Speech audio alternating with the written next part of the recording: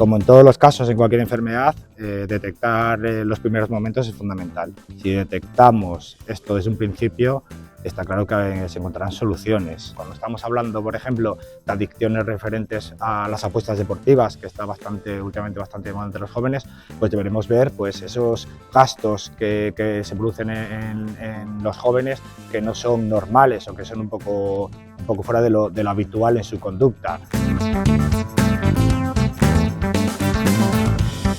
Adicciones de consumo de redes sociales por horas y horas y horas de estar en esas redes sociales, pues por ejemplo conductas de comportamiento respecto al sueño, se le vea cansado, el rendimiento escolar.